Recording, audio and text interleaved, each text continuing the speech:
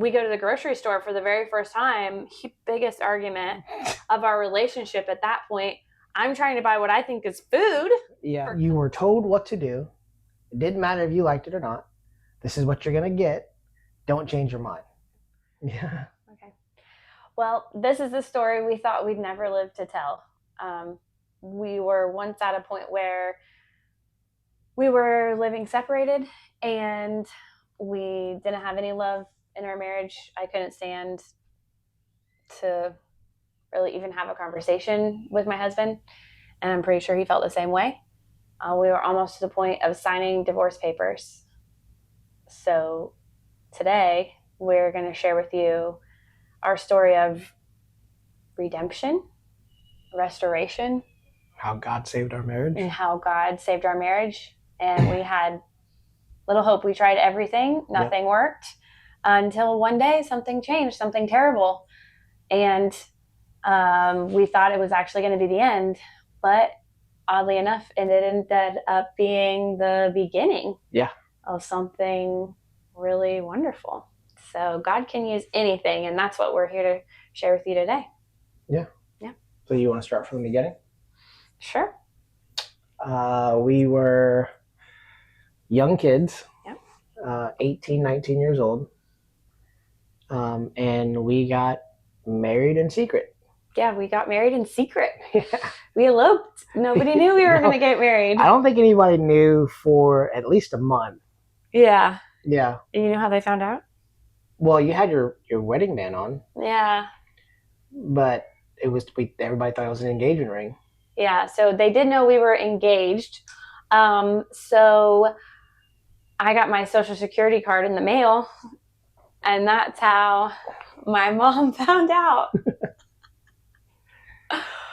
I don't know what we were planning. We were just like, we went, he was in the military, and we eloped. And I came back from going to visit him, went to the Social Security office. My mom had no idea what I was doing. She didn't even know I knew how to do that. And she calls me one day and, was like really upset with me, actually. Really? Yeah. Because I didn't give her a wedding. And later I did regret that, not being able to have a wedding. But the plan was we were going to elope, move in together because he was in the military and, we needed that BAH. So we needed that.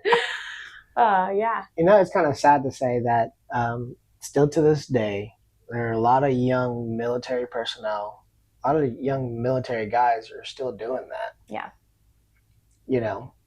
I think society has really made it to where divorce is a big option on the table. Yeah. And so, yeah, I just find that really, disturbing, I guess. Yeah. It shouldn't be an option. So, yeah. But anyways. Yeah. So we get married, and then life got real. It got real quick because we had only lived at 3 states away. Yeah. So we never saw each other while we were dating the entire time. And even our dating life was not the best. We were breaking up on and off. But I don't know, something drew me to you. So yeah, no matter what, we just kept coming back to each other. So we had that. What's up? Okay, so where were we? We had to stop our story. All right, so life gets real. Yeah. We move in after only being together, seeing each other 2 days out of a month. Yeah. Talking on the phone every day. Then we're boom, instant married. Have a place. No furniture. Yeah. Absolutely nothing because we didn't have a wedding and we didn't get gifts. So we didn't have anything. I think we slept on a futon. We slept on a futon. For a long time. Yeah, a long time. And then we had this awesome thing called Lejeune yard sales. And people were moving all the time, POSing or whatever it's called. PCSing? Yeah. And so they were always selling stuff on there. It was like Craigslist on steroids, but way better. Yeah. Really good deals. So we got a bed. And then we got a couch. I think our very first purchase was a couch. And second was a TV. Yeah. Of course, I'd have a TV. I think that was the first thing I put on credit. Credit, yeah. Yeah, paid that off.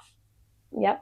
I think the biggest thing for me during the whole process was that growing up, like I come from an Asian household, Mm-hmm. right? And so the way that I saw a woman or a wife in the household was a certain way. Mm-hmm. And you didn't, that was not your way. Really? Yeah, remember that? Yeah. Yeah. What was my way? Well, it wasn't like, growing up in an Asian household, a lot of women, they just followed the husband no matter what it was. They didn't question, they didn't do, they just did what they were told. That Like was not literally, me. that was not you. Um, That was not me. yeah, I think, and my my vision of a wife or a spouse was, I guess, skewed in Yeah. that sense. Um, so it was hard for me, and it caused a lot of strife because we argued a lot in our early years of marriage. Mm-hmm. A lot. I think we almost didn't. I would probably be brave enough to say that we probably wouldn't even made the first year if it wasn't for God. Honestly, if it wasn't for the next part in our story, we are pregnant. Yay! So we're pregnant. Back then, not now. Back then, yeah. No, we're not pregnant now. Um, yeah. So to kind of keep us on track with where we are in the story, so we get a duplex. People know we're married now. Obviously, my name's changed, so no hiding it anymore. And he immediately, I will say one thing about him is he's never been like selfish in regards to like finances or like supporting me, kind of in a way. I probably changed Well, later down the year. so no, he's like, okay, we got to go to the office. We got to get you on all my stuff. We got to get you insurance. We got to get, So he was like, and to me, I was excited. Okay, yeah, he's going to be taking care, of his wife. So that was one good thing, one quality I always liked about you. Yeah. So, anyways, we get all the stuff situated. Basically, to the military, I'm your wife, Yep. and we're a family. We get a house. We have all our things in order on the outside. We don't know how to be adults, I don't think. I didn't know anything. Yeah. Setting up a doctor, okay, dentist. My mom did all that stuff for me. And his mom was in control of his bank account up until this point. Yeah. Yeah. Like we went from living at home to being in the military and just being married. And we go to the grocery store for the very first time. Biggest argument of our relationship at that point. I'm trying to buy what I think is food for cooking and we're going to make spaghetti. We're going to do this. We need all these ingredients. And he's only looking at like ramen noodles and like cup of noodles. And I'm wanting to get milk and eggs and bread and pasta. And he's like, we have a huge fight over how much money we're going to spend at this grocery store. And did you walk out? Or did I walk out? I think you walked out. But he yelled at me. I think the thing, I wasn't a nice person back then. But no, I think the thing that and a lot of men can probably agree with me is that, especially if you've lived a certain way for such a long time. I mean, I lived out of a sea bag for 2 years before my wife and I got married, right? My entire life, I can fit into a sea bag, and I was like that for the longest time. But what men can relate to is that what they see the most is probably just dollar bills. So I've never spent that much money at the time on groceries. I still think that it's just something that needs to be done. Still don't like spending money at the grocery store. But I know that now we need it. Back then, I'm like, well, why can't we just why do we need eggs? Like, who eats eggs? Or why do we need bread? Like, ingredients. Why do we need ingredients? Why do we need ingredients? Like, back then, that's just how it was, because it wasn't. You were living in the barracks. Yeah. I lived in the barracks. Yeah. For the longest time, and I was too hard-headed to kind of see that. So that was the biggest thing. I just kept seeing dollar bills going out. I mean, even though you got the BAH, even though you got extra pay, all this stuff because you're married, I still had bills to pay, and it was, I just kept seeing dollar bills go up. Yeah. You know what I mean? And I think that's one of the hardest. That's one of the reasons why we got in that such like big argument. Yeah. So. And another thing, I had never been yelled to or at. My parents never yelled at each other. My stepdad, who pretty much raised me, never raised his voice, mind you, ever at my mother. I mean, they got in one fight, and it's funny. He like threw the computer. He's like, "I'm throwing this out the window, throwing it in the yard." He was so mad. It was the only fight, and we were like, all the kids were like, listen, taking our jaw off the floor because they never saw that. Growing up, I had things thrown at me. Sandals, belts, paddles, you name it. And I'm like on the verge of tears because this scary guy, now who I love, this cute guy, now he's like this scary man yelling at me. Made me cry. Yeah. So that was like, okay, this is real. Yeah. This isn't like just pretend, make believe we're married and it's happily ever after. Day one, we can't even get along at the grocery store, which is still to this day, we don't like grocery shopping. Well, now we have the extra stress of 3 kids while we're grocery shopping. Yeah. We take turns. We haven't got to that point yet. Oh, sorry. Anyways. Know too much. Yeah, I'm letting him know too much. So, then we get pregnant. And so before that, I think it was just happy. We were just having fun, really. Yeah, I think we were on the high of we're married, we're by ourselves. I don't think you were living by yourself at the time, were you? You still living at your mom's? No, when we were married, I'm living with you. No, before that. I was living with my mom. Yeah, so you did. I think that's what we were more excited about, was that we were married. We were on our own. We felt like we were adults. Yeah. We knew what we were doing, had no clue. Still calling my mom, what do I like? I don't even know how I knew how to change my last name. That I don't even know. Because this is before YouTube. This is before YouTube was out, but it wasn't like it is now. Yeah. I mean, this is when Netflix still, you were able to get DVDs mailed to your house. Yeah. Because that's what we had. We didn't have cable. Yeah. We just had Netflix, and we would get the DVDs, and that was literally what we did for fun. We just watched. I think this is the time Netflix. Where Blu-ray was a thing. Yeah, when it was coming out. Yeah, it was like when really it first popular. came out. Yeah. Yep. So, anyways. So now we're pregnant. Whee! And then the arguments just start getting worse and worse. I remember one night we were picking up his friend. I know it was. I'm not saying names. Okay. So we were picking up his friend, and we went to go get some food. Do you know the story I'm going to tell?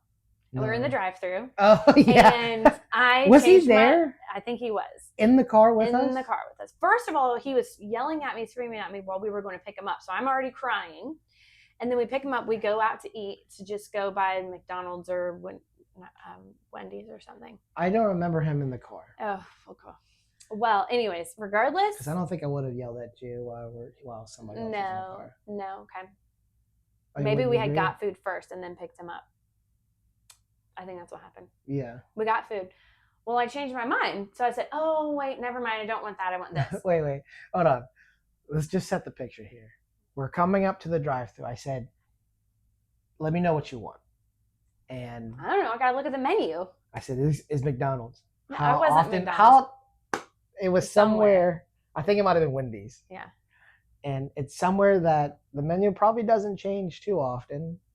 I mean, I don't know what I want until I look at the menu. You have to look at the menu. So we get up to again, this is where the military side, right, kind of played a part, right? Because you were told what to do. It didn't matter if you liked it or not. This is what you're going to get. Don't change your mind. That's literally, for me, that's how the military was, right? And so we get up to the... So why didn't you tell me what I was going to get? Well, you let me know, but the thing is, I said, don't change your mind, but you changed your mind. But, we get up to the drive-thru. We're ordering. I order my food. Done. And then she's still taking her time. And I'm starting getting annoyed. And she says, I'll take this. And I said it to the person. And then she goes, "Oh, that I changed my mind," and that's when I lost it. Yeah, he I had started yelling at me. I had a really short Yeah. temper. And I start crying. I'm like, I just changed my mind. It's not the end of the world. I Yeah. used to be a server. People change their mind all the time. Yeah. All the time. And they would even send something back if it was gross. Yeah. And in the serving industry, you just know, okay, the customer's always right. So I'm like, oh, I know my privileges and I can change my mind. So I changed my mind. And he was like, just a different person. Yeah. I'm like, who is this? Like, this is not somebody that loves me, or like I'm supposed to be in my mind, I'm supposed to be this delicate flower and you're supposed to like nurture me and care for me, and you are just like being hateful and mean, and you're just like not watering me. And I was crying. I was just sad. I was really sad. And I felt really trapped. I think that was one of the first times that I felt like, oh crap. Yeah, I was gonna ask like you. This is really it. So during that the rest of my life, I get yelled at and I get treated like dirt. Oh, thank goodness that's not the rest of your life, wasn't it? Well, I thought it was. Yeah. I mean, during that time, was that? I mean, other than that, what else was going through your mind? Like, well, before that, immediately when we got married, I forgot to mention is I did start taking things seriously because I grew up in the church, as a Christian, and no more. When I said I do, I remember I was shaking. I was like, oh my gosh, this is really happening. Like, this is forever. In my mind, it was forever. And I was making this vow in front of this random dude in a cubicle for the rest of my life, which immediately I was like, I'm not the random dude. It was no. It was the guy who did the proceedings or whatever. Yeah. This is what was going through my mind at that time, and then I'll get back to you on that question. But I realized, the weight of my words and the weight of this vow, this promise that I was making, because I knew I didn't want to be a statistic. I didn't want to be get married and get divorced. Yeah. Number one, everybody was already against us. Nobody wanted us to get married. Nobody. Not even probably for good reason at this point. Not our parents. But not chain of command. Yeah. Nobody. Yeah, because I don't think even our friends were. No, they weren't. We were. Oh, we proved them wrong. But anyways, so here I am about to say I do, and I'm, saying these words, and I'm like, this is before God. Like, it was weighty. And I felt like I can't go back on this vow that I made before God, regardless of whatever he does. It was so serious to me. And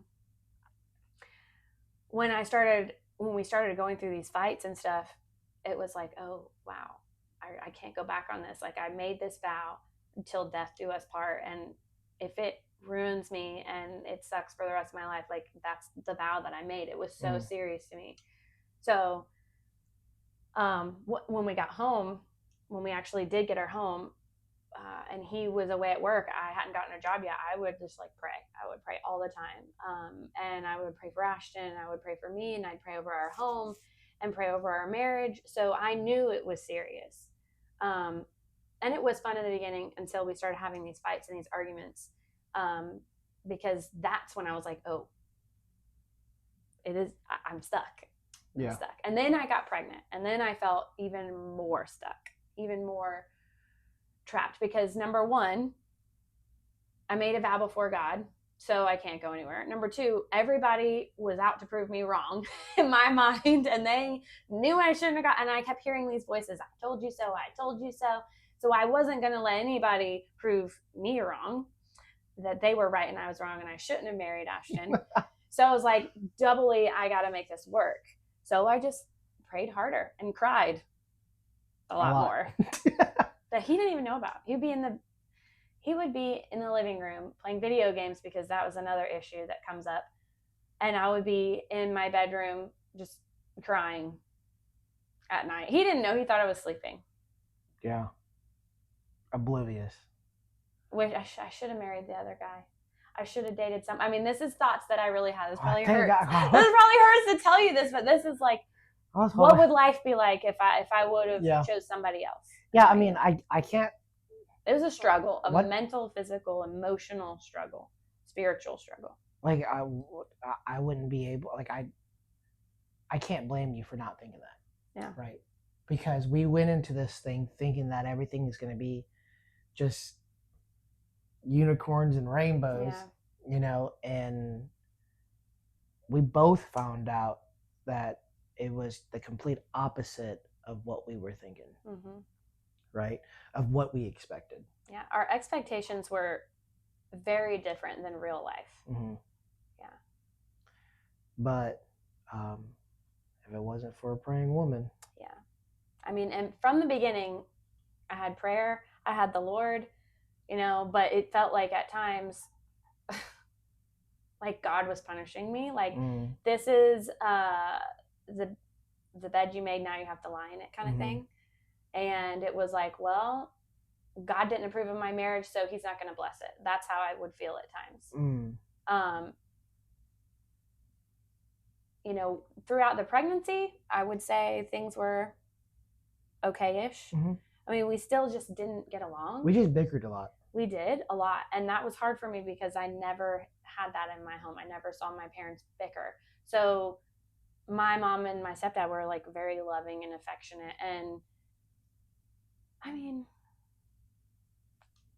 not that you weren't loving or affectionate. It was just, you were really, all he did when he came home was sit at the TV and play video games. Yeah. And put his headphone on and play Call of Duty with all his friends in the barracks. Yeah. And I was like, it's not like I just spent 12 hours with them.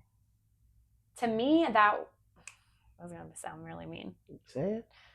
To me, that wasn't like manly. Yeah. That wasn't a man. That was a boy. And we're married now and we're adults. So you're going to be a father. And to me, I was like, well, one, it was a turnoff. I was like, this is not attractive. Playing a little bit is fine. But it was like, that was really all we did. We just sat there, and it wasn't as bad in the beginning, but throughout the next 10 years, it got worse. It became an addiction, and I despised it, and it just wasn't attractive. So it was already starting to like, now I'm not attracted to you. I don't think that you're strong and masculine. You yell and shout at me, but that doesn't make you a man in my eyes. So that doesn't make me want to honor you as a wife. Yeah. Or find you attractive or want to do nice things for you. I just didn't really. Yeah. Yeah. So where are you at? Because I've kind of like run the conversation. No, that's fine. For me, during the whole process, one, it was a culture shock, right? Because we were on two different ends of the spectrum of how we saw how a spouse should be. And I wouldn't say that I didn't think about, because we both come from a broken home. Like, our parents are separated. Nothing against step parents, because I think they're great. My stepdad raised me up from the age of 10, before I rekindled my relationship with my biological father. I still, to this day, I call him Pops. That's my dad. You know what I mean? Same thing for your stepdad. But I don't like that you say it was broken home, but I guess technically it wasn't the husband and the wife. Yeah, it's a broken home. Marriage. It was like, we had step parents, which were great to us. Yeah. Like, I think of my stepdad as my dad. Yeah. But to me, I just found it really just more of an annoyance than anything else. And just thinking, why can't she just do what I say? So I was an annoyance. Yeah. Okay. At the time. All right, go ahead. Because, I mean, like, I could see it. 100%. Yeah. That is how you saw me. I agree with that, yeah. Because that's how you made me feel. Yeah. Yeah. Like, why do I need to change? She's this is going to sound really. Just say it. Like, toxic masculinity, but like, I am the provider, right? Yeah. And why can't she just do what I tell her?